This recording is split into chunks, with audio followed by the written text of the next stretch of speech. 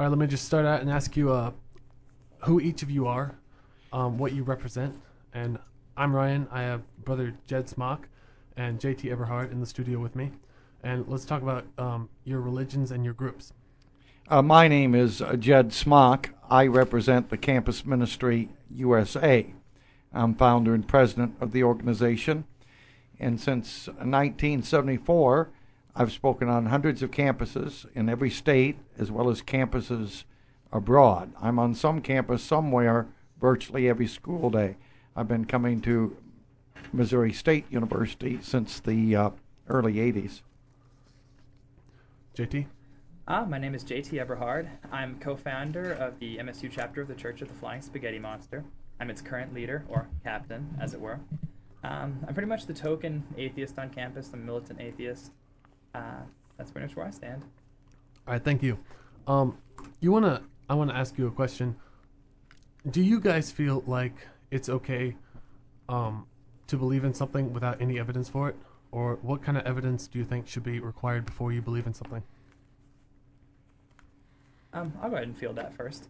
Do I think it's okay to believe in anything with no evidence? No, I don't. And neither does mankind, really. If someone believes he's Napoleon with no evidence whatsoever for it, we confine him as being crazy. To be a rational human being is to evaluate reasons, is to evaluate evidence, and that's my primary concern with religion.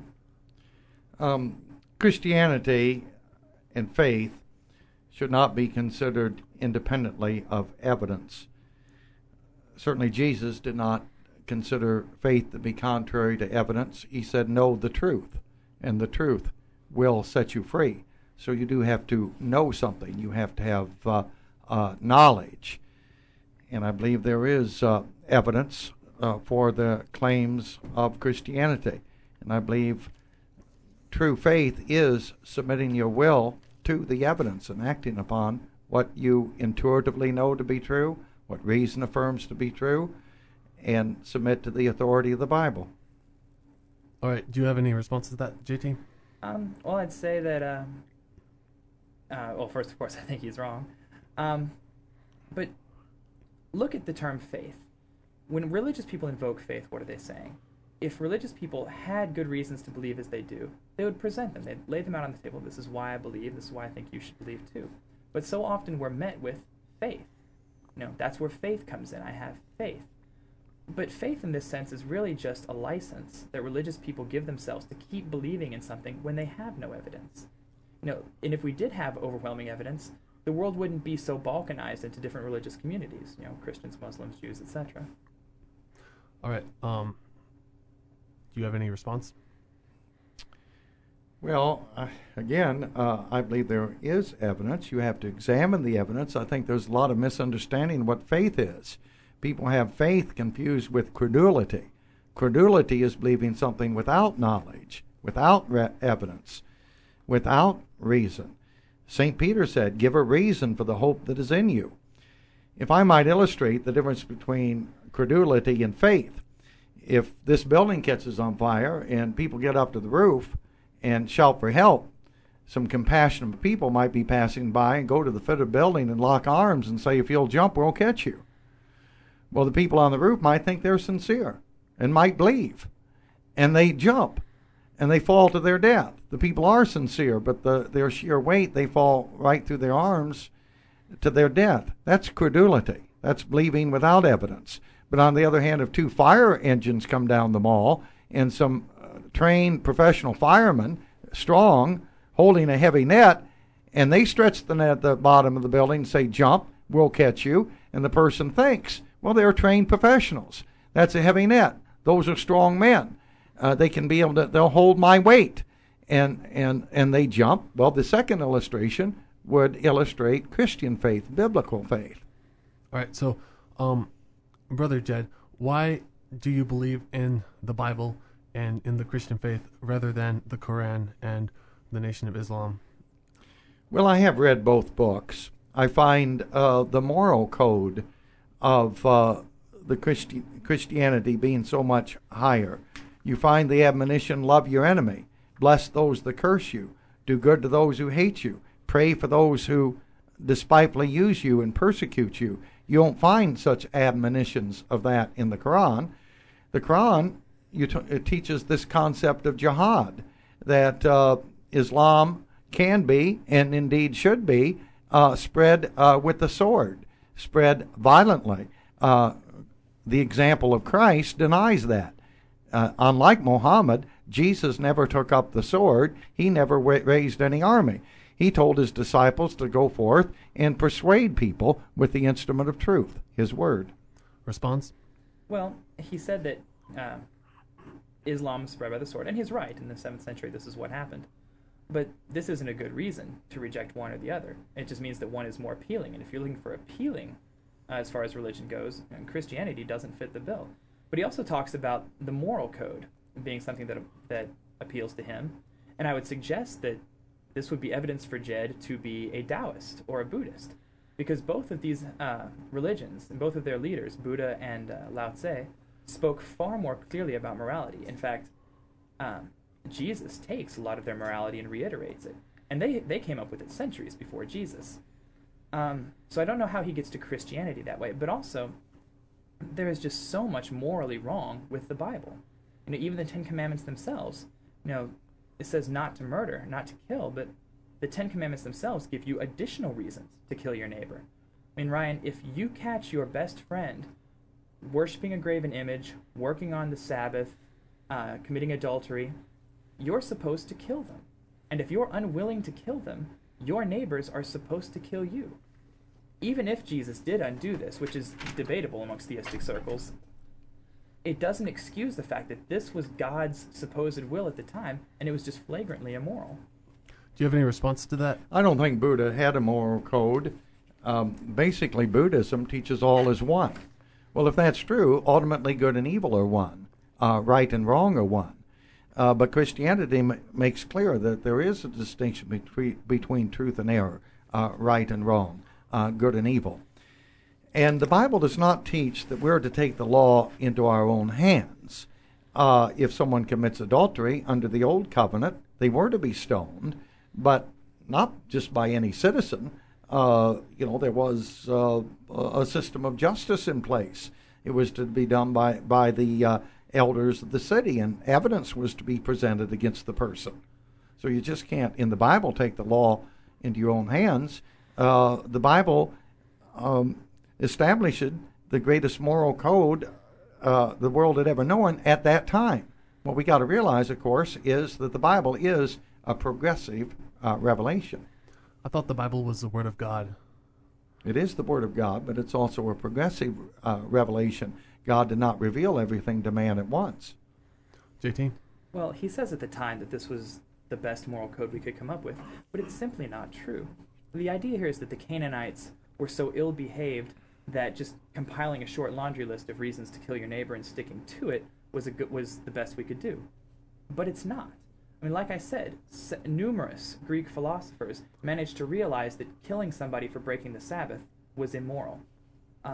Mahavira, the Jain patriarch, managed it. Buddha managed it. Mahavira managed it. And these were just mortals. These people never claimed to have any influence from the world of God. They were just people. And yet they had far much more important things to say about morality, about what makes humans happy, what makes humans unhappy, than the Bible. So the idea that the biblical barbarity was justified at the time just isn't true.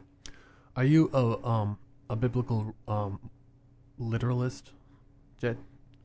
Well, certainly one can't take everything in the Bible literally. There was all sorts of figurative language in the Bible, allegories. But we do need to remember that figurative language does have a literal meaning. For instance, hell is described as a lake of fire. Now, Bible scholars have argued, is that to be taken literally or figuratively?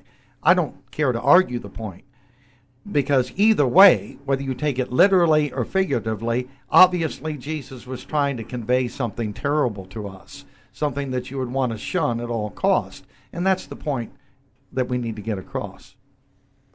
JT? Well, he talks about how the Bible describes hell. The Hebrew for hell was actually initially the word Gehenna, which referred to a garbage dump outside of Jerusalem. So whenever Jesus talked about the sinners going to Gehenna, he was referring to this garbage dump and the word evolved. So this isn't even allegorical. I mean, this is just something that gets lost in translation that became a part of the religion that most scholars don't believe initially was. But also he talks about the Bible using allegories. And even if this were the case, I think God could do better. One such allegory is in Luke 19:27, where Jesus finishes by saying, "Anybody who would not have me reign over him, bring him before me and slay him." To say that it's an allegory is okay, but an allegory for what? Certainly nothing praiseworthy. First of all, that example of bring me before him and slay him, Jesus is telling a parable. That was not him saying that, but giving an illustration of a nobleman saying, "Bring forth my enemies and slay him before me." As for the Gehenna point, yes, Jesus is trying to give people an idea of hell. So he points to the garbage dump outside the city. That's what hell is like.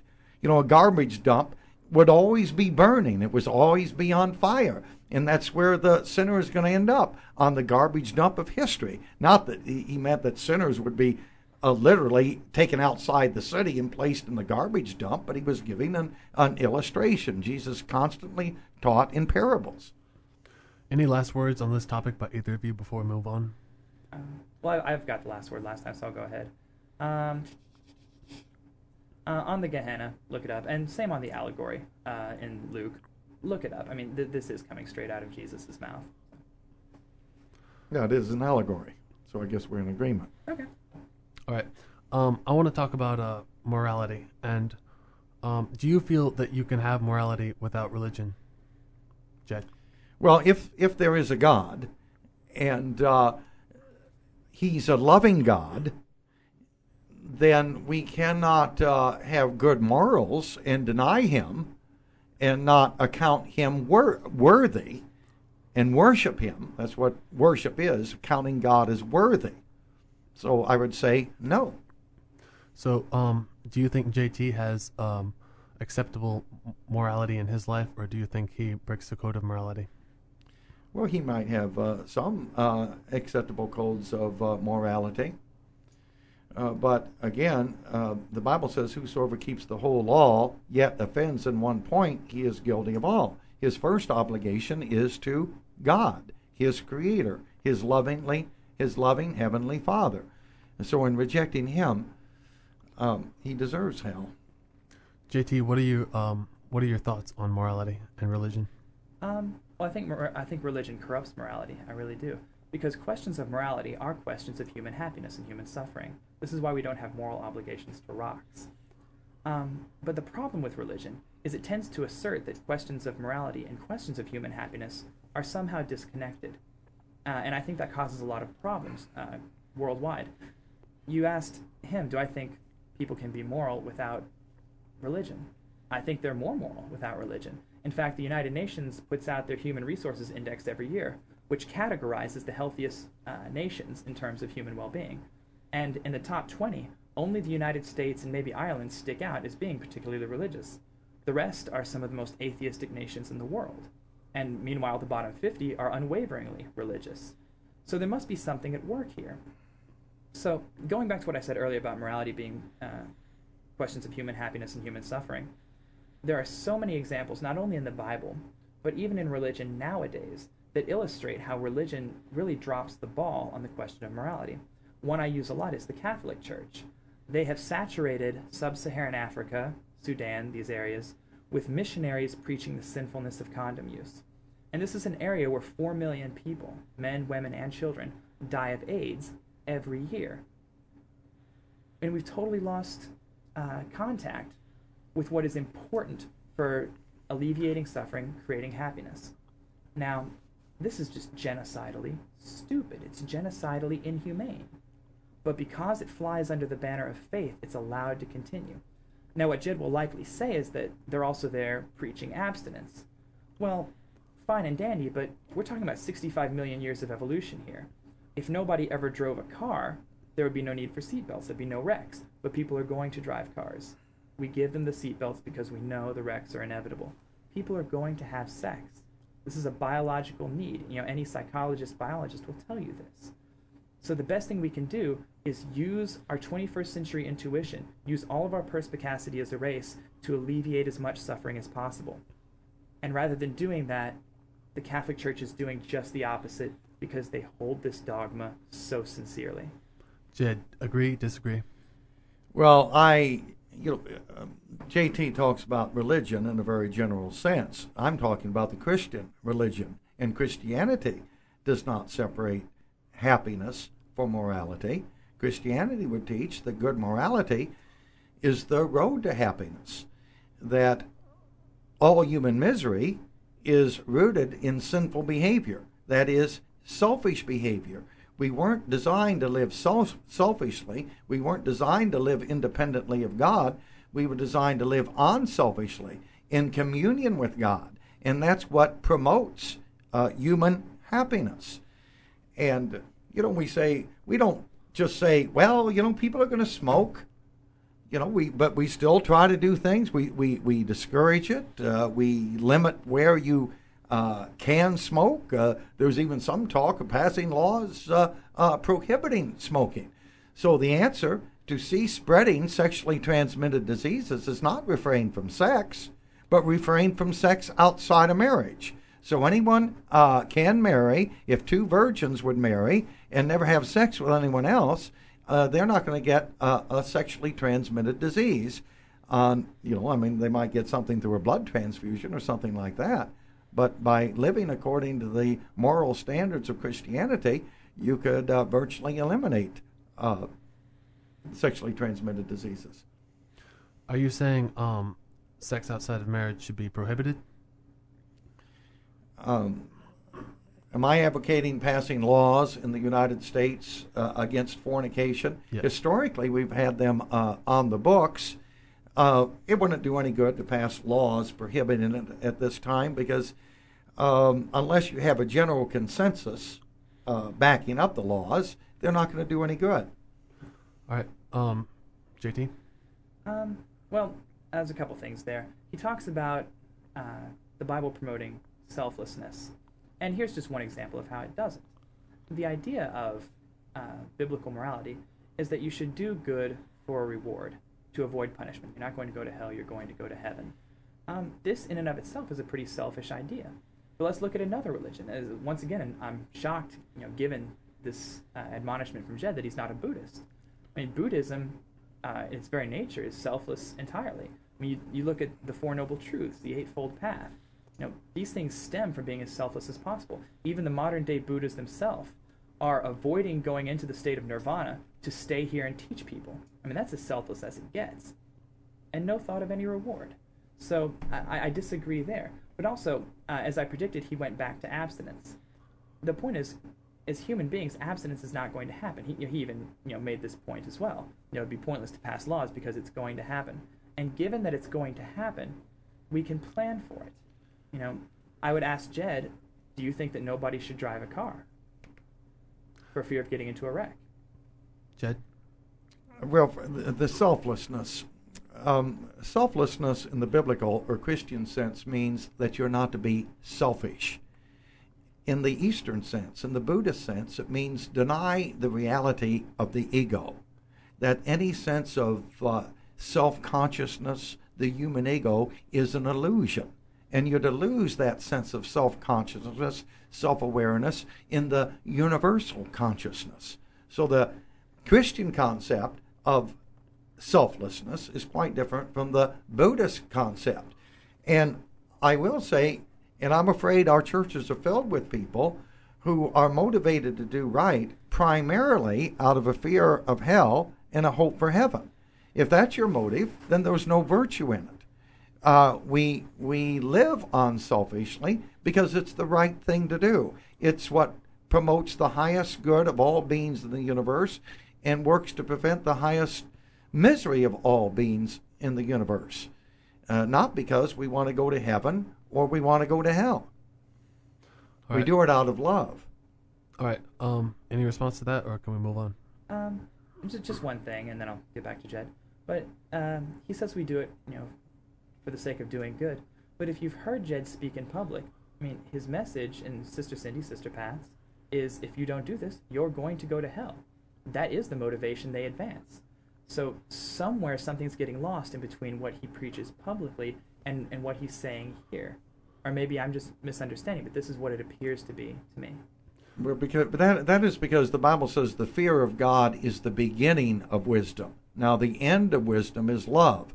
But you got to start people at the starting line, which is the fear of God. All right. Moving on. Homosexuality is a big topic today. How do you guys feel about that, JT? Well, how I feel is pretty much how the most intelligent battery of medical minds in the entire world feels.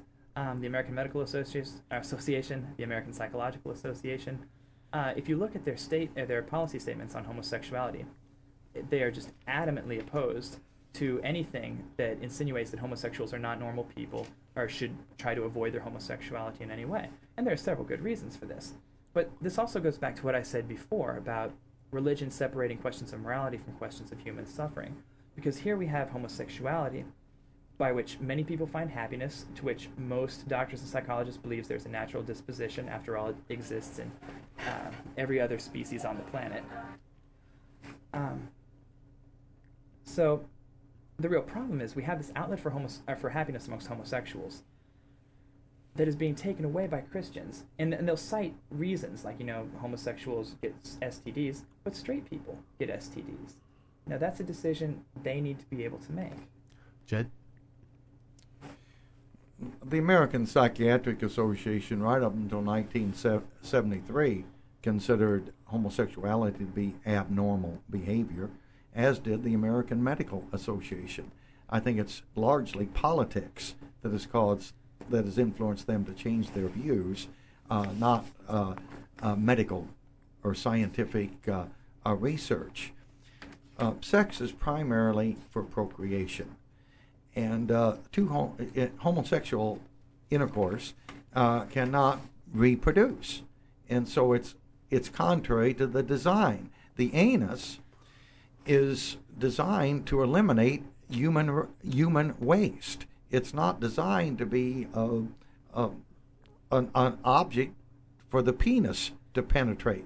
Any doctor will tell you that homosexuals often have the acute bowel syndrome because the lining of the anus is not designed to intake various objects, sometimes other even than penises. Do you believe that homosexuality is a choice? It is certainly a choice to engage in any sort of sexual behavior. Now, if someone a child is raped by an adult homosexual, that doesn't make the child a homosexual because it was forced upon him. But any sex that one engages in, no matter how it's expressed, unless it's forced upon them, is a choice. And if it's forced upon them, it's not a moral issue. Do you think the decision to be attracted to a male, if you are a male, is, do you think that's a decision, or do you think it's innate and biological? Well, one might find a person of the same sex to be handsome or attractive looking, but that doesn't mean that it's normal to want to sodomize them. Well, that's abnormal. That's lust. That's an unlawful sexual desire, and we can all be tempted with virtually anything, but you need to learn to control your mind. And when some unnatural activity or abnormal activity comes to your mind, just don't do it. Think about something else. JT? Well, the most respectable conglomerations of medical minds in the world disagree with Brother Jed. They all believe that homosexuality is innate. Same as biologists believe that homosexuality is innate in squirrels, chimpanzees, virtually every other species on this planet, who also show a greater tendency to be homosexual during periods of overpopulation, like what human beings are experiencing right now. But even if Jed was right about the acute bowel syndrome, I'm not sure if he is, but I'll take him on his word. That's an individual malady. If being happy as a homosexual is worth that chance, who's to say that they can't do it? That's not a choice we should take away from them. Jed? Well, first of all, I don't know anybody that's advocating passing laws against homosexual activity. What we're warning people is that it is immoral, and we're warning them of the consequences of engaging in this activity. I don't have any hopes of outlawing homosexual activity. I want people to exercise self-control and choose not to do it. I've heard you bear a sign that says masturbation leads to homosexuality. Is this true? I don't know that I have a sign that says that, but I have said that masturbation is one of the first steps of homosexuality. Self-abuse. It's having sex with yourself. You're a man. You're having sex with yourself. A man. And so it's just one step, one of the first steps of sexual perversion. Typically before that, they're probably looking at pornography.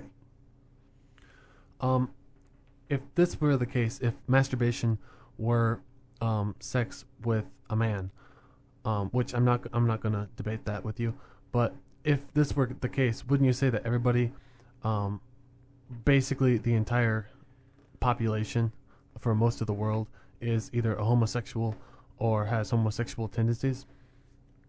Well, first of all, I don't believe everyone does masturbate. I suppose most people have been tempted with it, and I suppose a lot of people have been tempted with homosexuality.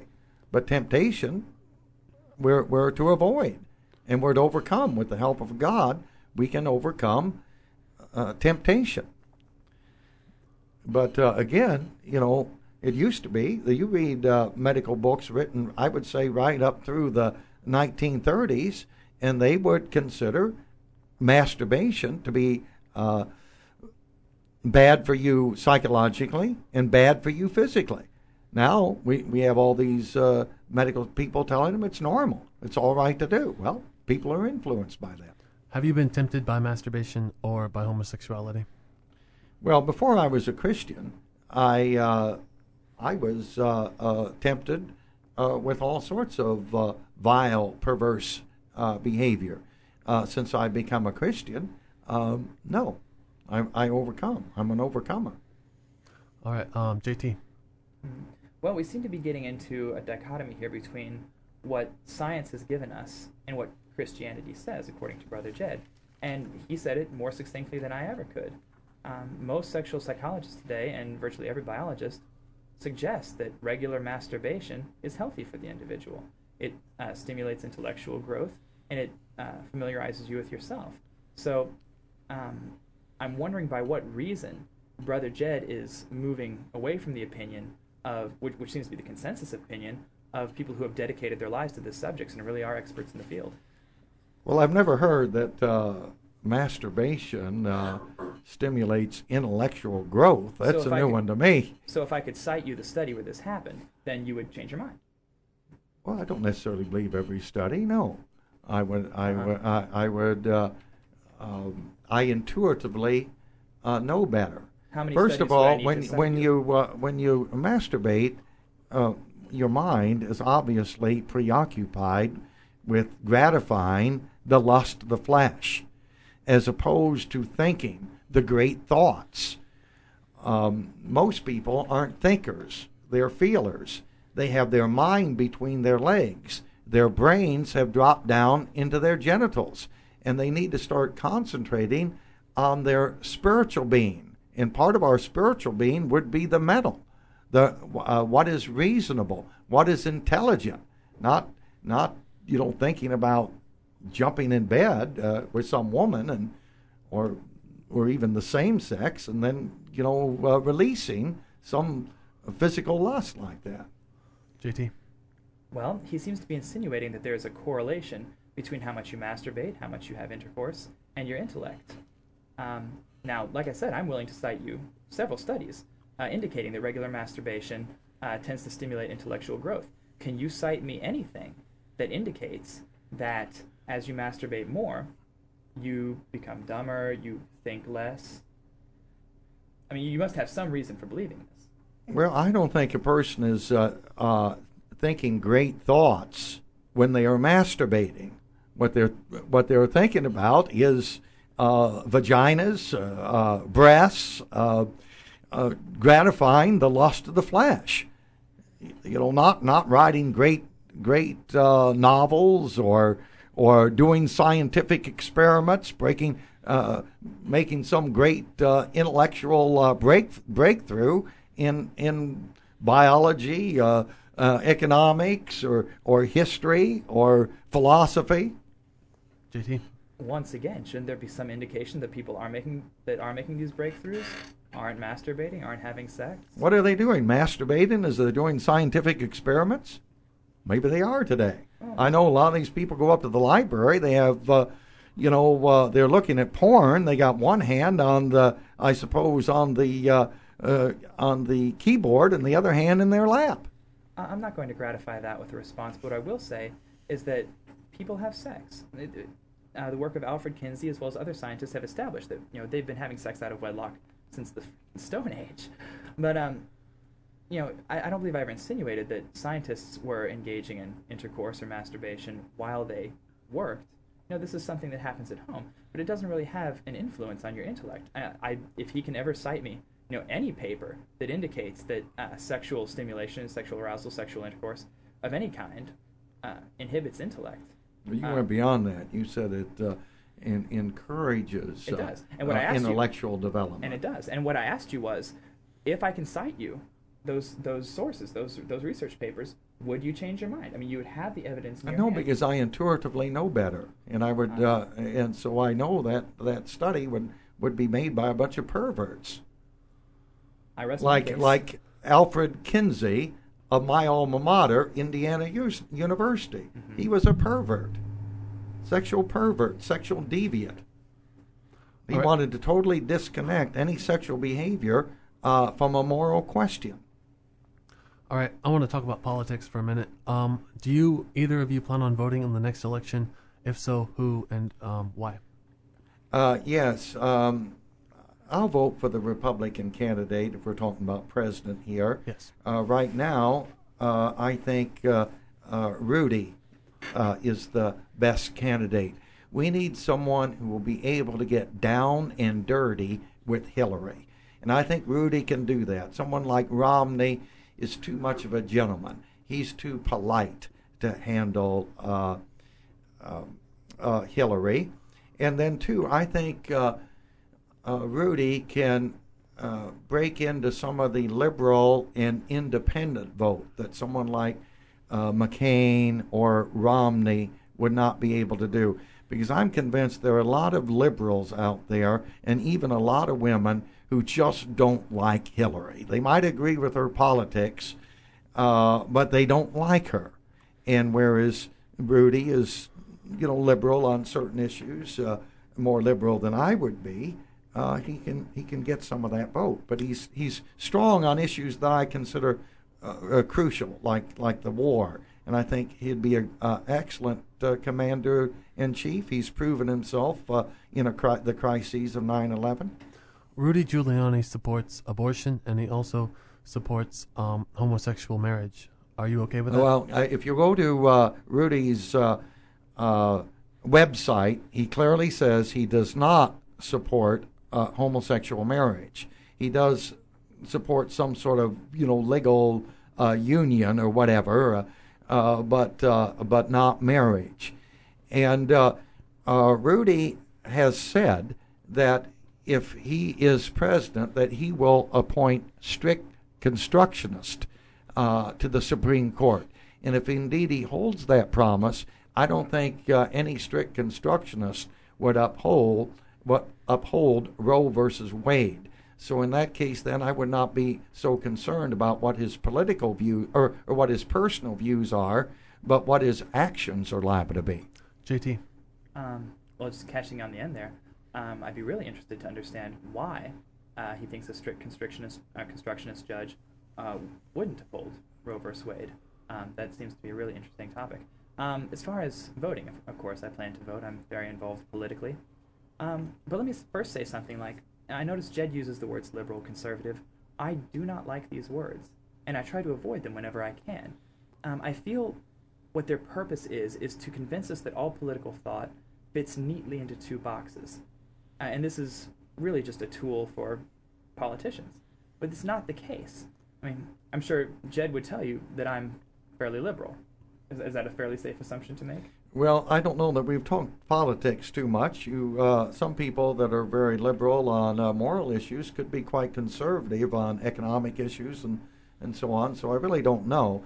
I see a conservative as one who advocates limited government, individual responsibility, and private property, whereas liberals tend to think you have a problem. They look for a governmental solution. Typically, I would look last for a governmental solution. And he's right. But on social issues, gun control, immigration, and such, this is where liberal and conservative really hold their power.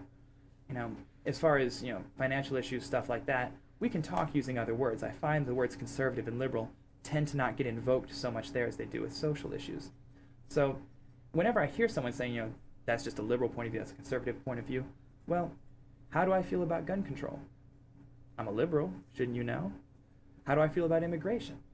I'm a liberal. You should know how I feel. But the whole point is that we can't be expected to believe that all political thought fits into these two boxes. It is a very, very broad spectrum. So who am I going to vote for? I really don't know. I feel bad about putting a Republican in office right now because the Republican Party is in shambles. They really are flailing at the moment beneath corruption, beneath scandal. And let's face it, we saw what happened with 6 years of unchallenged Republican leadership, and in my personal opinion, it was nothing short of criminal. George Bush led us into a war predicated on lies.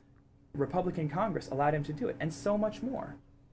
So there's so many problems that are a result of this that make me very, very apprehensive to vote for a Republican in this particular election, even though I have in the past. So who do I like? I like Obama. His record speaks very well in keeping with what I want. But when he first started his campaign, he was just very, very upfront. This is what I believe, this is what I believe, this is what I believe. And he stopped doing that. So that puts him closer to the Hillary camp with me. I like John Edwards. I think John Edwards is experienced. I think he'd make a good president. But I really don't know now. I think it's too early to say. Brother Jed, you said that you feel strongly about the war. Would you elaborate on why you support the war? Well, what the war I support is the war against the Islamic jihadists who are determined to establish Islamic law not only in the United States but throughout the world. And they're going to use terrorist tactics to do that. Now, the main battleground of that war right now is Iraq. Now, oftentimes in hindsight, one can see maybe this was not the best place to take the stand.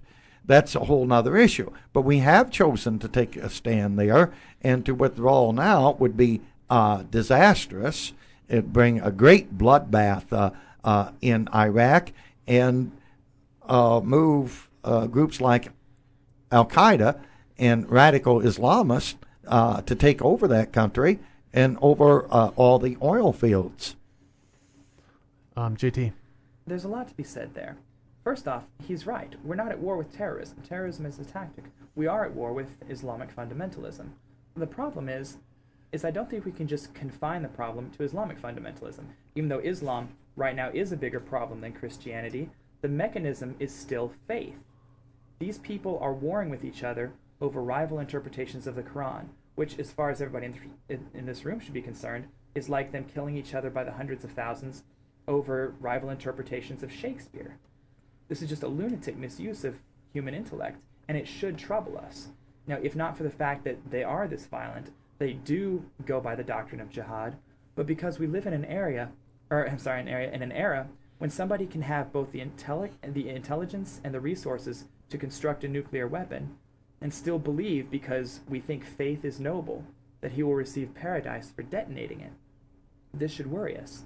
But the problem isn't just Islam. The problem is faith itself, and the separation of, first off, our epistemological accountability, and morality from questions of human happiness and human suffering. It all boils down to that. So about the war in Iraq, it's clear we were lied into this war. We were lied into this war. We were lied in the process of getting into this war. Odds are we're even being lied to about it now. I don't feel good about going to war over a lie. But I'll agree with Jed in that it's essential that we stay there for right now, because we blundered.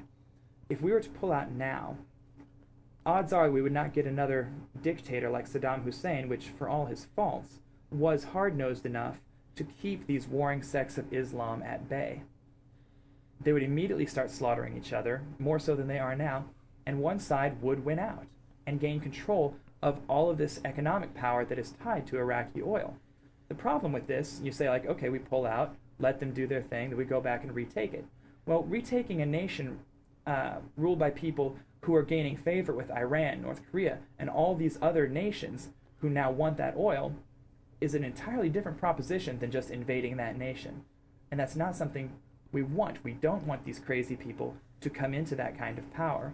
And we don't want to be faced with the prospect of having that economic prosperity unify them with other nations. That's a problem. Jed, The question is? do you have a response to that? Well, we lied to get in the war. I'm assuming he's talking about the weapons of mass destruction. Amongst other things. Of course, this was not passing on an intentional untruth. The consensus, even the Clinton administration, the Democrats, it was generally believed throughout the world that Saddam had these weapons of mass destruction. And of course, one has to act on the intelligence that one has at the time, which sometimes is going to be faulty. All right. JT. I point out that that's just patently untrue. All of our credible intelligence before the war indicated that they did not have weapons of mass destruction. The United Nations did not believe they had weapons of mass destruction. Even Hans Blix, their weapons inspector, was quoted as saying, in response to the United States invasion, "It's odd how you can have 100% certainty that a nation has weapons of mass destruction, yet 0% certainty of where those weapons are." So to say that we had to act on that at the time is a stretch at best. But he also pointed out how the Clinton administration was not always honest with its international affairs. Well, even if that's true, you're not arguing that it's right, you're just saying that other people did it. If the Republican Party is your party of choice, shouldn't you hold them to a higher standard than the party you don't like? Jed? Well, there are other factors in getting involved in the war anyway, because of weapons of mass destruction.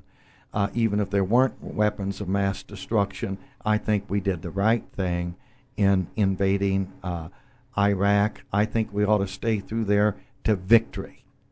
And we need to get a beachhead in the Middle East, and we have interests there that we need to protect. Well, what he just said there was that the ends justify the means. Even if we lied our way into it, it's good that we did it. That's not a good moral concept. And I'm kind of shocked he'd invoke it. You want a last word on this? Well, again, I am convinced that actually both the Clinton administration and the Bush administration did believe that there were weapons of mass destruction.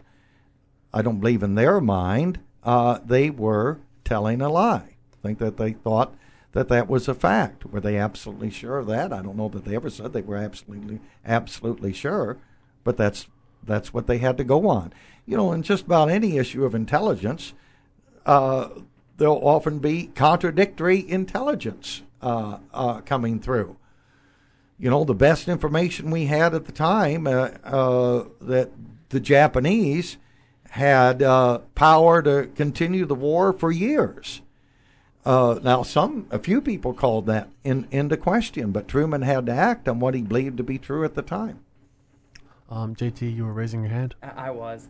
Even if that was true and they didn't believe they were lying us into war, which is extremely debatable, and we could be here forever while I talked about the evidences that Bush knowingly lied us into war. Even if it were true that he didn't know, we still flew in the face of the rest of the world. We still spat in the eye of the United Nations, who did not believe that Saddam Hussein had weapons of mass destruction. If we did have this substantial evidence, All we had to do was present it to them, let them be convinced by this overwhelming evidence that they had weapons of mass destruction, and get the world's go-ahead to go put an end to it. But we didn't do that. We flew in the face of the world. It's cost us a great deal with our international reputation, and it just seems shady. Are we done here, Jed, or? Well, I'm not concerned too much what the UN thinks. I think a president is obligated to pursue a foreign policy. His first consideration has to be what's in the best interest of the United States. I know this university's mission statement is trying to make citizens of the world. I would like to see an institution concentrate on making good American citizens rather than internationalist. I'm a nationalist. All right, Jed, how do you feel about flying spaghetti monsterism? Well, I think he needs to tell me what that is about. Then I'll respond to it. Would you mind explaining the principles of flying spaghetti monsterism, both their theological beliefs and why they believe that? Absolutely. The flying spaghetti monster created the universe as we know it about 10,000 years ago. This is spelled out in the Gospel of the Flying Spaghetti Monster and elaborated on by our current prophet, Bobby Henderson. Like I said, in the beginning, God created the mountain, a tree, and a midget, and everything else stemmed onward from that. He also gave us the 8 I'd really rather you didn't, by which we're to live by if we're to ascend to heaven, which has a stripper factory and a beer volcano. There's so much more we believe, but I think I'll just get into the scientific evidence. In fact, I've got a chart here I can give you, Jed. But pirates are sacred in our religion, always have been. And something the liberal scientific community has denied the people of the United States is the fact that over the last 2 centuries, as the pirate population has decreased, the average global temperature has gone up. And this is a correlation that, miraculously, gets glossed over in the scientific literature, that is actual proof for what we believe. So you can't just say that we believe on blind faith, and we have good reasons. We have scientific evidence. We have, countless scientists who are hopping on board as Pastafarians, convinced by the overwhelming abundance of proof that the flying spaghetti monster is the one true God. There's so much more, but the flying spaghetti monster is the one true God. That's what we believe, and we believe that if you want to ascend to the heaven with the beer volcano, you must live by flimsy moral standards. JT, this is obviously a parody as it conflicts with everything you said earlier. It's true. Would you explain why you use this parody of religion? Okay. Oh boy, laying the cards on the table. I'm gonna crush a lot of people here, Ryan. Thanks, okay. buddy. It's okay. Well, the flying spaghetti monster arose about 4 years ago when the intelligent design movement was coming up in the Kansas Board of Education. It was originally submitted in a letter form to the Board of Education, suggesting that if they're going to teach alternatives to the theory of evolution, that they also teach the theory of Pastafarianism. Immediately, it started to generate a whole lot of controversy. He put it on the internet. A lot of people started grasping onto this idea, possibly because it was a mockery of this type of, anti-science idiocy.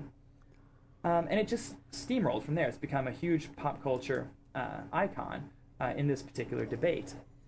The real brilliance of the concept of the flying spaghetti monster is that most atheists are atheists about Jesus for the same reason that they're atheists about leprechauns. There's no good reason. Sure, they can't disprove Jesus, but they can't disprove leprechauns or unicorns either. And in every other case, the absence of evidence is predictive of something's non-existence. But none of these atheists are going to learn everything there is to know about unicorns or leprechauns just to argue that they don't exist. And nobody should expect them to. No, not everybody does what I do with religion, and I don't expect them to at all. So what the flying spaghetti monster does is it allows atheists to simply shoot back at Christians any argument they're presented.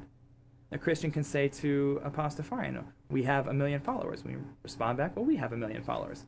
Christian says, we have scientific evidence. We also have scientific evidence. So it forces Christians to argue with themselves. And it's really a brilliant philosophical tool in that capacity. Brother Jed, do you think it's a brilliant philosophical tool, or do you feel it's an unnecessary mockery of the principles? Well, I don't know how it the flying spaghetti monster has caused Christians to argue amongst themselves. I've never heard any argument. First of all, I don't think most Christians have ever even heard of his particular God.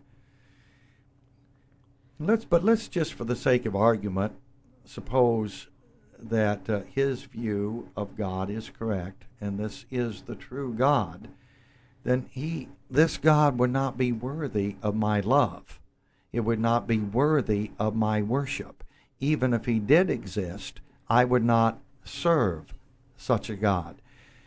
You know, the ancient Greeks believed their gods were very real. We generally consider them to be mythological figures to us today.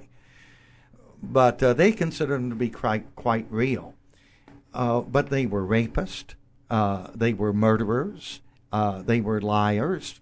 Quite frankly, I would worship JT before I would worship these gods of the Greeks, because they're not good gods. Our God is the God of reason. Our God is the God of creation. He is the creator, ruler, and sustainer of the universe. That most educated people throughout human history have at least acknowledged theism. And Western civilization is based upon the Christian God, the God of Abraham, the God of Isaac, the God of Jacob. And most scientists, such as Sir Isaac Newton, were not only theists, but creationists. Even Galileo was a Christian, and he believed he did not hold to the view that the earth was the center of the universe. But at that particular time, that was the consensus of the scientific view. And the church was just going along with that time with the scientific view. But Christianity, the Bible does not teach that the earth is the center of the universe. Jed, you just said something that interested me. You said if the flying spaghetti monster was real, you wouldn't worship him. You wouldn't put your trust in him. Do you think that you have to agree with the morality of a God, what he advocates, to worship him? Do you think that's necessary and important, and what you should do? Put your own morality first before that of God? Well, you know, some people have worship idols. You know, they account the work of men's hands as worthy to be worshipped. Well, you know, a totem pole can be a wonderful art piece, I suppose. You know, I'm not going to worship that totem pole. I might appreciate it as work of art. And some, you know, pagan religions have produced art, you know, that were maybe religious symbols of them that I can appreciate as art, but I'm not going to admire as religious symbols. So again, the point I'm trying to make is I don't believe man's problem with the God of the Bible is intellectual. I believe man's problem is moral, and that's what the Bible teaches. I believe all men intuitively know that God exists, the God of the Bible, a good, holy, loving God, the creator, ruler, and sustainer of the universe, but they refuse to believe because believing requires them to forsake their selfish ways and live unselfishly, live lovingly as God lives, as epitomized in the example of Jesus Christ, who taught us how human beings are supposed to behave. So is that a yes or a no? Do you feel that we should worship God if we agree with him morally, or do you think we should only worship God if we agree with him morally? We should only worship God if he's good and loving.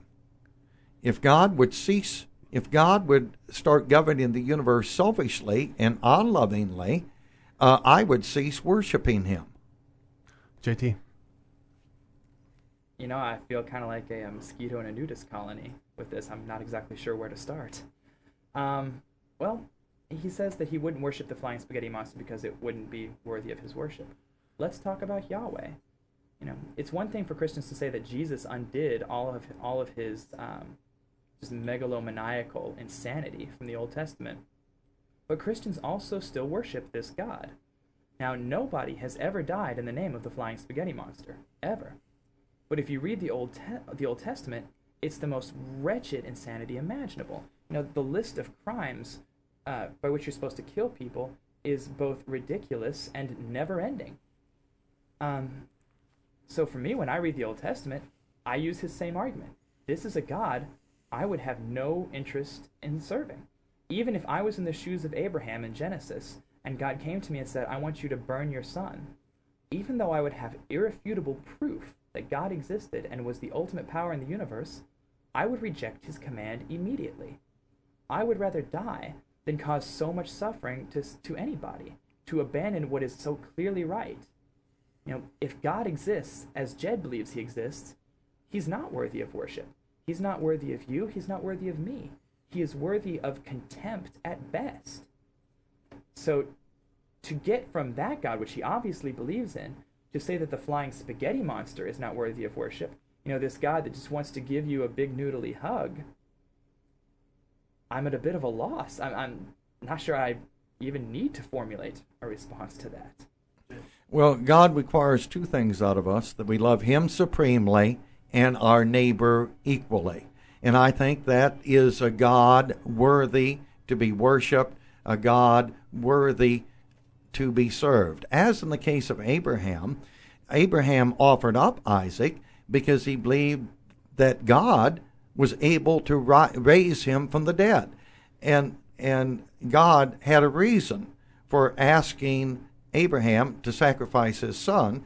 It was to prefigure God's willingness to give his son. Abraham symbolizes the Heavenly Father who gave his son. Isaac symbolizes the son who had such trust in his father Abraham that evidently Isaac believed that God was able to raise him from the dead. And so he offers no resistance.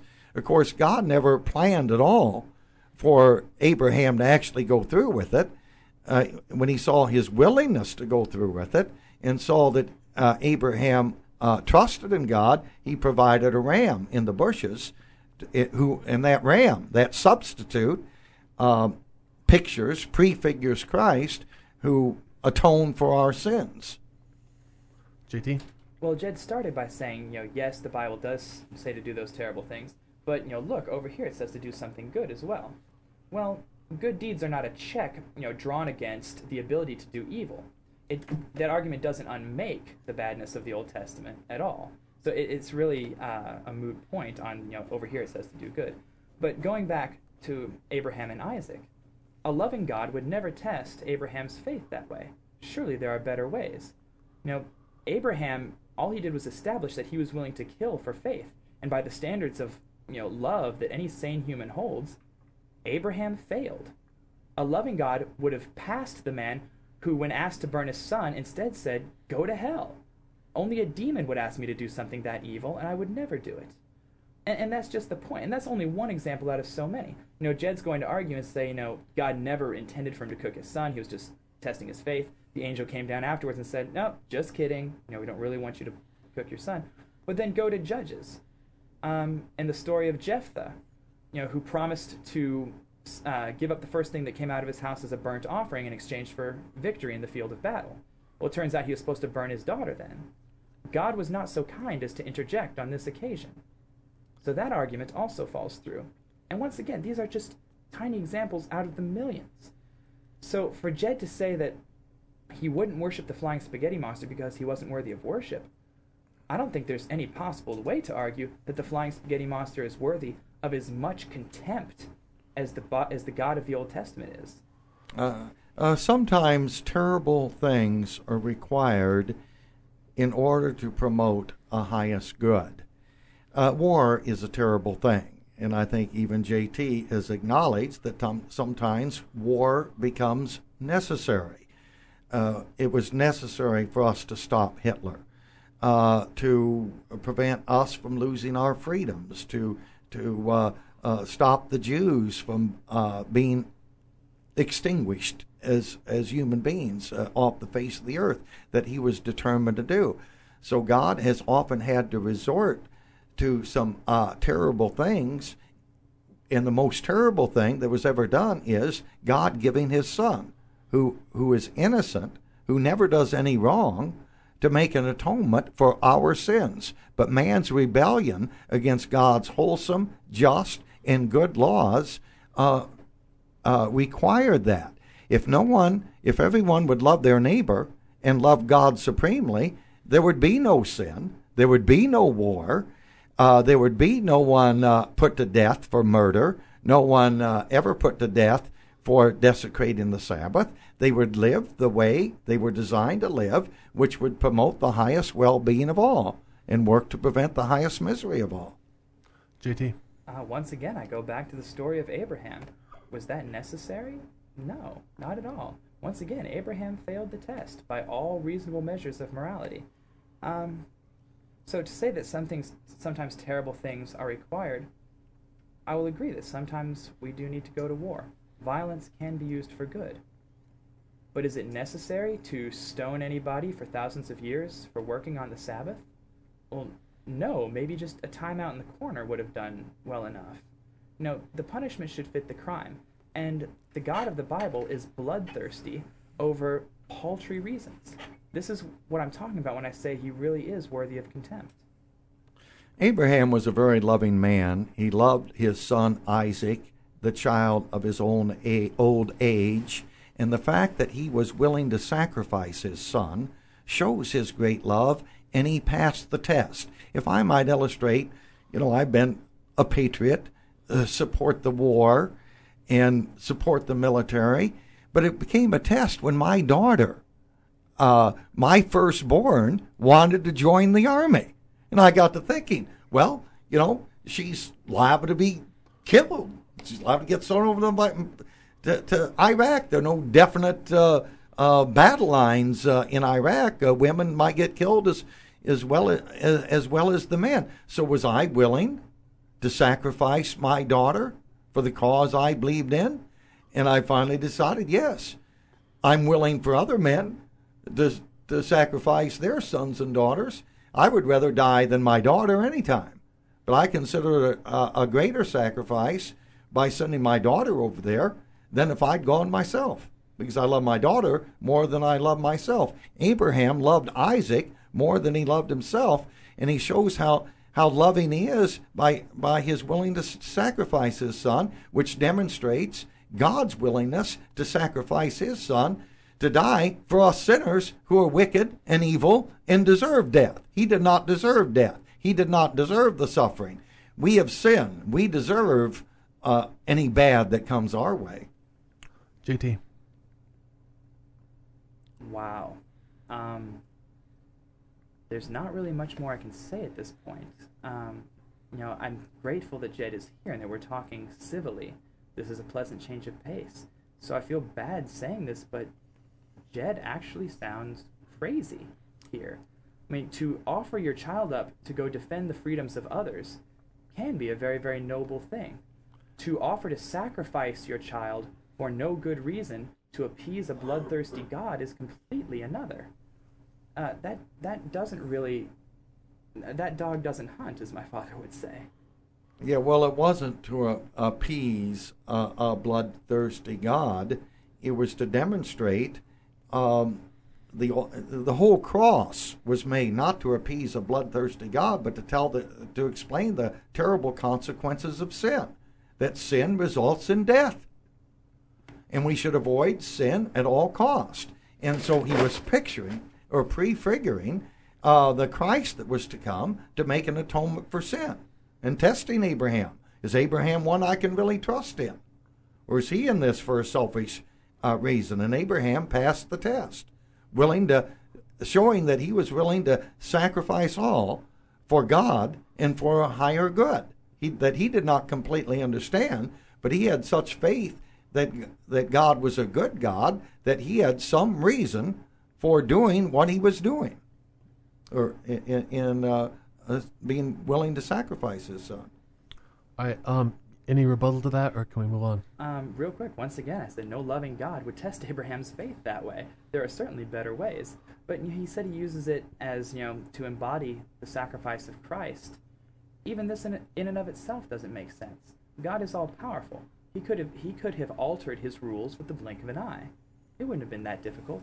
there's no reason to believe that Jesus would need to send, himself in the form of his son to earth to die and sacrifice to himself to change rules and laws that he made. That just doesn't make any sense. And to tie that back to Abraham and use that to justify God asking a human being to cook their offspring out of faith is, I'm not sure I even have the word for it, but it's a bad argument.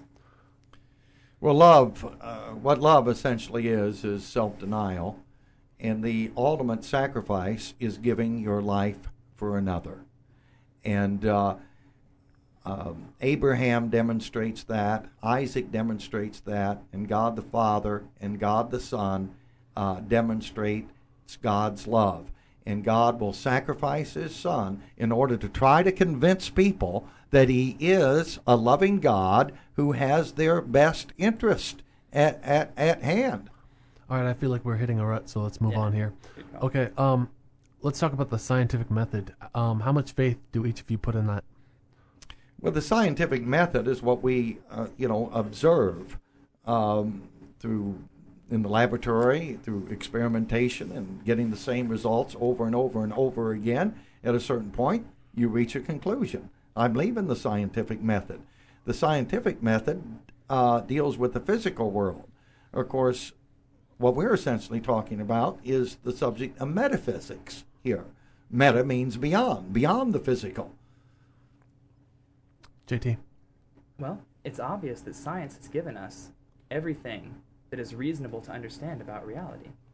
Every single person, no matter what they believe about God, is a scientist, in the sense that they are making claims about how reality is. Science hinges on these claims being verified, tested. They make sense. Religion hinges on accepting these claims on little or no evidence, and that's really the problem. I think the conflict between science and religion is zero-sum, and for a very good reason.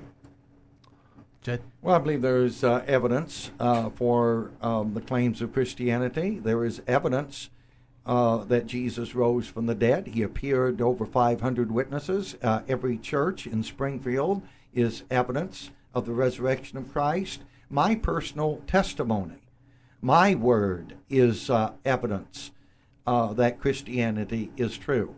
And that's why people oppose me so much when I come on campus. People resorting to mockery and ridicule, anything they can to try to discourage my witness. Because I am a witness to the resurrection of Christ from the dead. I am a witness that the Bible is true. Well, Jed just tried to offer up some reasons, and I can only assume, since these are the reasons he brought up, these are his best reasons. So let's talk about those. He said that 500. Jesus appeared to 500 eyewitnesses after he rose from the dead. Yet in the Hadith, it talks about 2,000 Muslims witnessing Muhammad ascending to heaven on the back of a winged horse. This does nothing to convince Jed, nor should it. I mean, these are obviously mythological claims. So let's look at that from a different perspective. If you were God and you really wanted to be fair, why would you appear to just 500 people and then ask them to start your religion the same way that every other visionary-based religion gets started? Going out to everybody and saying, like, I've seen God. You're not going to see him, but I've seen him, and you should listen to what I have to say. That doesn't make a whole lot of sense. If God were even as compassionate as I am, he would have appeared to everybody in all times and really laid the cards on the table. So I don't find that argument to be particularly compelling at all. And then at last he says, my personal testimony is evidence. Well, Muslims give personal testimonies. Jains give personal testimonies. Believers of every religion in this world give personal testimonies. And these reasons are either equally compelling or they're equally false. And thankfully for me, equally compelling reduces to equally false because these religions are incompatible. They cannot all be true. All right, we're running out of time here. I want to thank both of you for coming on the show. I really enjoyed this. I felt like we've really covered a lot of ground here. And I would really like to have both of you back as soon as possible so we could continue this discussion. I'd enjoy that, Yeah, being likewise. able to return, and I enjoyed our discussion. Thank you, JT. And Oh, thank Ryan. you, Jed. It was a lot of fun. Thank you, Ryan. All right, thank you.